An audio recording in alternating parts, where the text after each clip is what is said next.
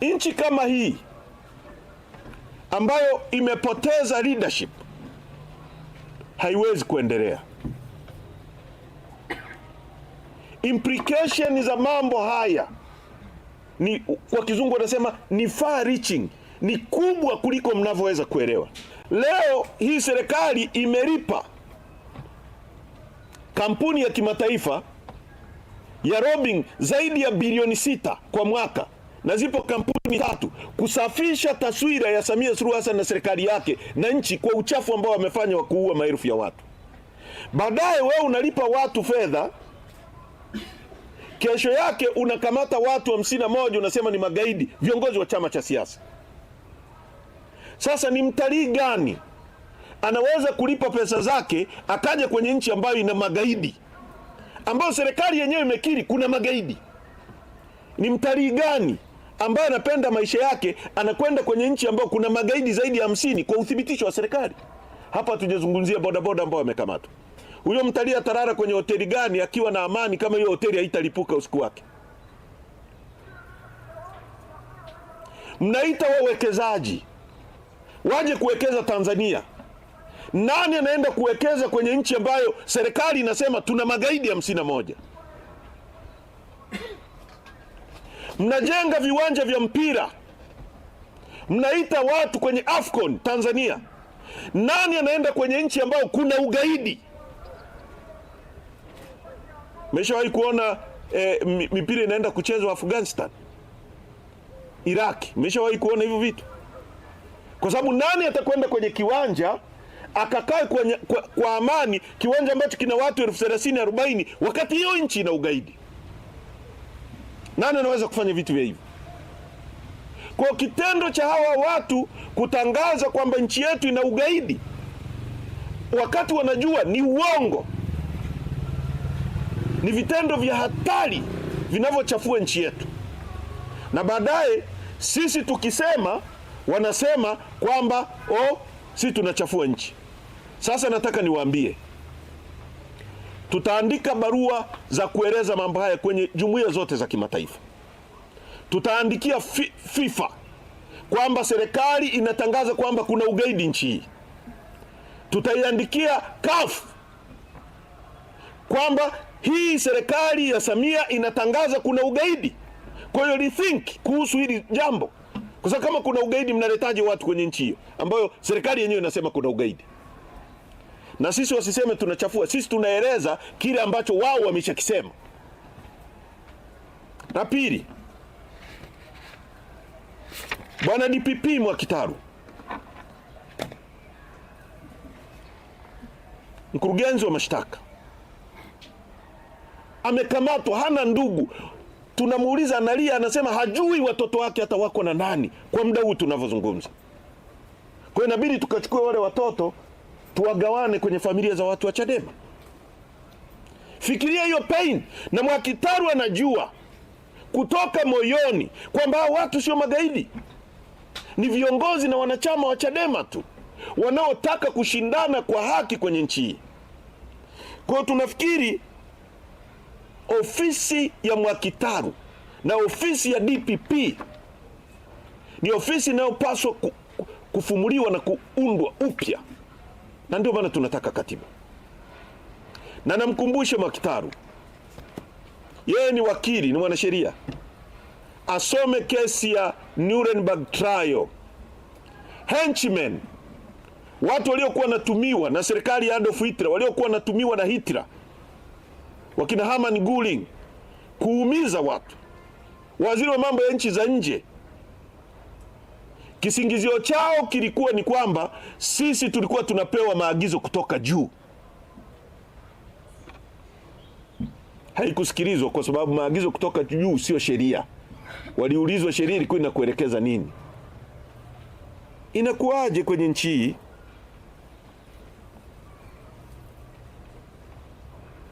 Samia Suluhu Hassan siku ya sheria alisikika yeye mwenyewe anasema kuna wanaharakati ni magaidi. Nasema uongo?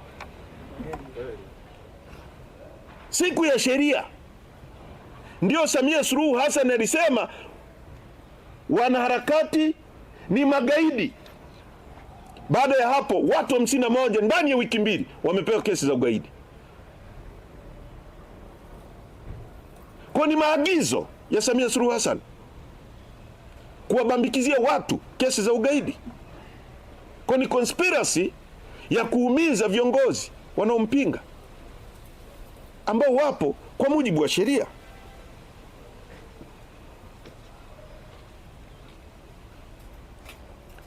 Mwalimu wa chuo kikuu, wanafunzi, ukisoma azimio la Kampala la mwaka 1990 ambalo Tanzania ni signatory, alisaini kwenye hilo azimio, tunazungumzia intellectual freedom, uhuru wa kitaaluma. Tulikubaliana kwamba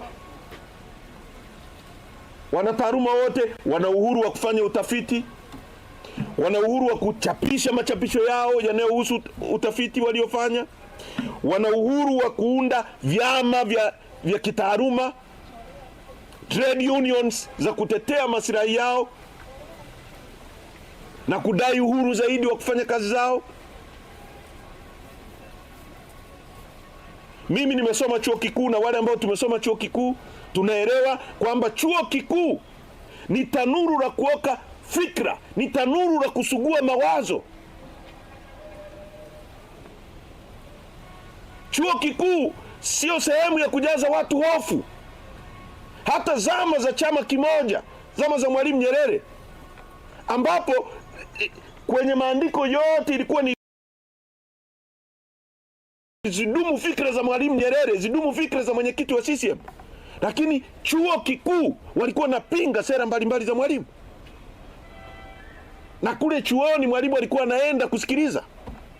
Chuo kikuu cha Dar es Salaam, ambapo UDASA imekuwa ni sehemu ya kutesti tunahitaji hypothesis, tafiti mbalimbali kwamba kwa nini sheria zetu haziwe applied vizuri. Pale ndio watu wanafanya ushindani, watu wanachapisha, wanaandika maandiko. Dunia nzima ndivyo ilivyo. Hata Adolf Hitler, dikteta, hakuwahi kuingilia vyuo vikuu, kwa sababu kwenye vyuo vikuu ndio mtu atajiuliza, kwa nini hii gari ilitengenezwa inaenda mbele tu? Kwa nini isitengenezwe inaenda upande upande? Kwa nini hii gari inakunywa mafuta hivi? Kwa nini tusitengeneze valve ambazo zitapunguza mafuta? Ni kwenye chuo kikuu. Samia Suluhu Hassan na serikali yake wanataka kucontrol mpaka mawazo ya watu wa vyuo vikuu, namna ya kufikiri, kwamba nchi hii mtu anayefikiri vizuri ni Samia Suluhu Hassan na watu waliojiweka madarakani kwa kuua watu. Watu wengine wakiwa na fikra tofauti ni magaidi. Mwalimu wa chuo kikuu anapokamatwa, maana yake Samia ana send signal kwamba nchi hii inatakiwa vyuo vikuu vyote viwe mbumbumbu. Tusubiri yeye atakachofikiri, ndio hicho kiko sahihi.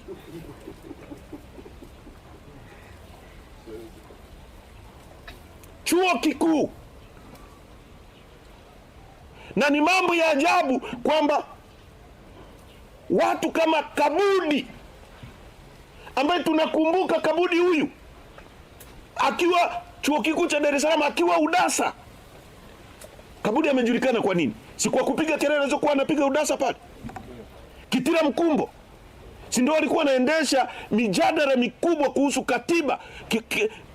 Huyu Kabudi yuko on record. Wakina Said Chachage, wakina Profesa Holb Othman. Leo mwalimu wa chuo kikuu anapokamatwa kwa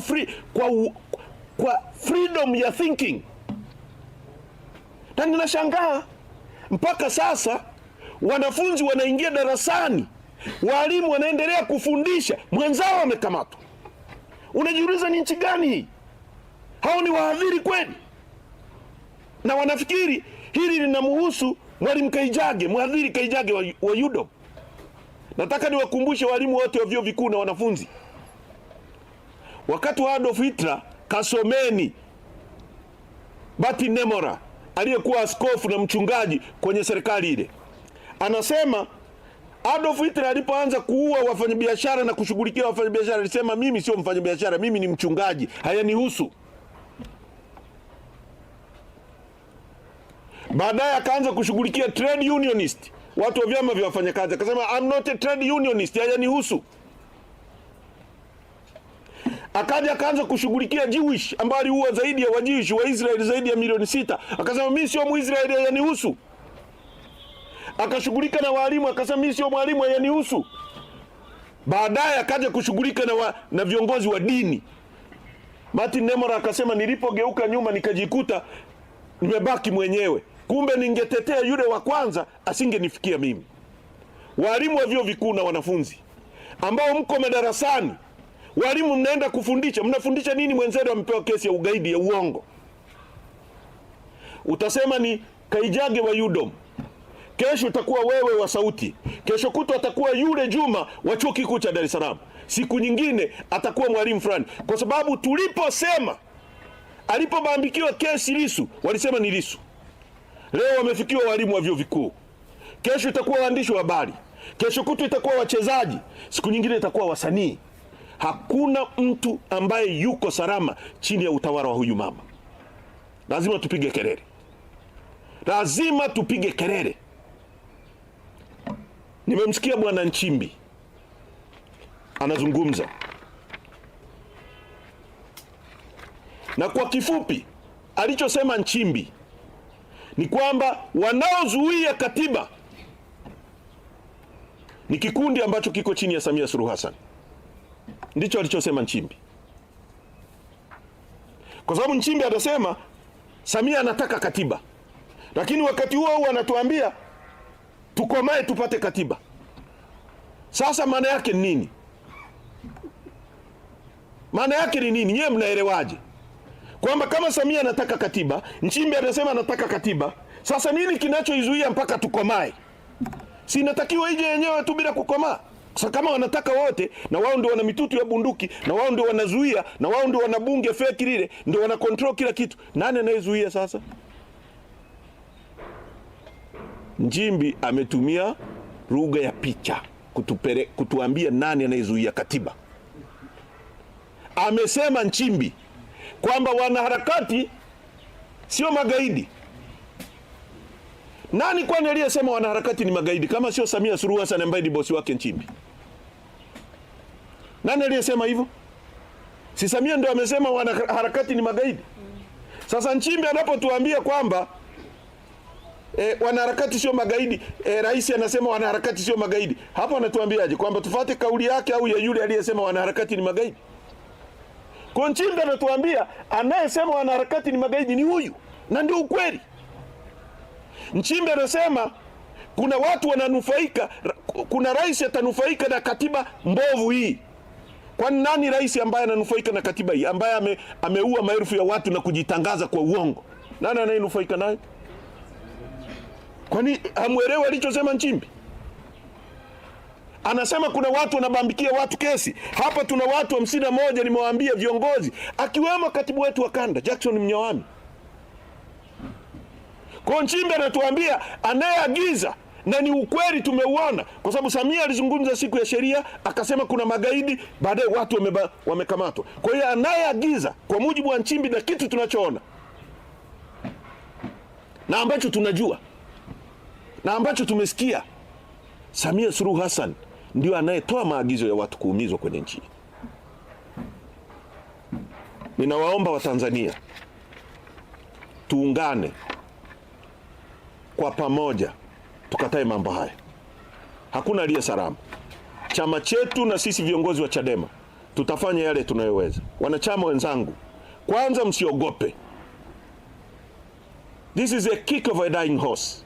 Farasi ambaye yuko dakika za mwisho. CCM imefika mwisho, ndiye anarusha mateke ya aina hii. Na sisi we want to be blackmailed. Hatutakubali kuwa blackmailed. Hakuna atakaye tushinikiza kufanya kitu ambacho kiko nje ya utaratibu wa sheria na nje ya haki. Hatutakubali. Hatutapigia mtu yoyote magoti kwa uongo. Kwa wanachadema wawe imara. Mawakili wetu watashughulikia mambo haya. Tunajua mahakama zetu sheria hazifuatwi, lakini ni vizuri tukaweka rekodi. Natumia nafasi hii kuagiza mawakili wetu, mwanasheria mkuu wa chama na mawakili wengine wote, aandae timu maalum za kuendelea kupambana kuhakikisha viongozi wetu hao wanaachiliwa immediately, wanarudi kwenye shughuli zao. Wanachama wetu nchi nzima, hakikisheni mnaonana na familia hizo za watu ambao ndugu zao wamekamatwa. Tuwasaidie familia zao zisilale njaa kwa sababu watu wao hawapo. Kama tutakula makande, tutakula makande wote. An injury to one of us is an injury to all of us. Maumivu ya mmoja wetu ni maumivu ya wanachadema wote. Kesi ya hawa viongozi sio kesi ya wale viongozi tu, ni kesi zetu sote wanachadema tulioko nje. Tunahitaji kuwa na mshikamano zaidi kipindi hiki. Testing time. Lakini nyakati nzuri ambazo wazungu wanasema when the going get tough, the tough get going. Mwendo unapokuwa mgumu, wale wagumu ndio wanasonga mbele. Na ni kipindi hiki ambacho wanachadema tutapimwa na tutaona ni kwa kiasi gani tunaamini yale tunayoyapigania. Tunaamini kiasi gani katika kubadilisha nchi. Tunaamini kiasi gani katika kuleta mabadiliko ambao watu wengine hawataumizwa kama tunavyoumizwa na Samia. Ili watu wengine watakao kuja kuishi baada yetu waseme wazee wetu waliishi wakatuondolea adha, wakaumia ili sisi tuishi vizuri.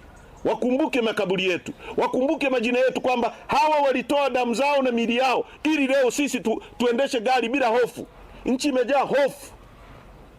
Hakuna anayejua nani atatekwa, hakuna anayejua nani atawekewa kesi, hakuna anayejua nani atapigwa risasi. Nchi imejaa hofu. Tunapaswa kuondoa hofu hii. Na hofu hii ni hofu inayoletwa na serikali dhalimu ambayo haijachaguliwa na watu. Tusaidiane. Nyie ambao kama ni waandishi wa habari kweli, andikeni vitu ambavyo vina msingi na nchi. Tusilete propaganda. Hakuna ambaye yuko salama hapa. Mkitumiwa kupewa vishilingi 50,000, mnatoka kwenye hoja ambazo ni za msingi. Badala ya kuandika mambo ya msingi, mnaandika mambo ya kitoto. Watu wanaiba pesa kwenye mafuta. Watu wanabambikia watu kesi. Watu wanaiba pesa kwenye bandari zinauzwa. Ardhi ya nchi yetu. Huyu mama anakwenda kuzindua eti ujenzi wa SGR kutoka Tabora kwenda Kigoma. Hivi unaweza kwenda shambani kuvuna mahindi wakati hata hujalima shamba? Hiyo SGR kutoka Dar es Salaam mpaka kufika Tabora imemshinda. Anaenda kuzindua tena kipande kingine ambao ile ya kuunganisha hana. Hivi sisi ni wajinga kiasi gani? Haya ndio mambo ya kuandika, kuwaeleza Watanzania nini kinaendelea. Yaani wewe unataka uhamie kwenye nyumba huna hata msingi, huna hata jiwe, unaenda kujenga This is crazy. There's one design that everyone is using. Same layouts, same fonts. How can customers tell your business apart when the internet tries to fit you into a box? Kipande cha SGR cha kutoka Dar es Salaam mpaka Dodoma kilijengwa kikaachwa pale. Tangu hapo nyie tuko hapa Mwanza. Miaka 3-4 yote ya huyu mama. Umeshaona hata nondo inawekwa hapo. Leo anaenda kuzindua kingine. Si umalizie hii kwanza hii. Hii tu hapa haipo, imemshinda. Sasa unazindua ya kutoka Kigoma, isi Tabora kwenda Kigoma. Sasa hii utaiunganisha na nini? We are not fools. Sisi wajinga. Deni la taifa limepanda. Huyu mama amekopa kwa miaka 4 ya kwake trilioni 59. Marais wote tangu uhuru mpaka sasa wamekopa trilioni 54 tu. Yeye miaka 4 tu trilioni 59. Na hazijulikani ziko wapi. Nchi inaenda shimoni. Na sisi tupo tunashangilia ujinga. Watu wamebambikiwa kesi za uongo. Kwa tusaidiane. Ninawasihi wazee wa nchi wajitokeze. Huu ni wakati wa kusimama na kuhesabiwa. Wana taaluma, vyama vya wafanyakazi.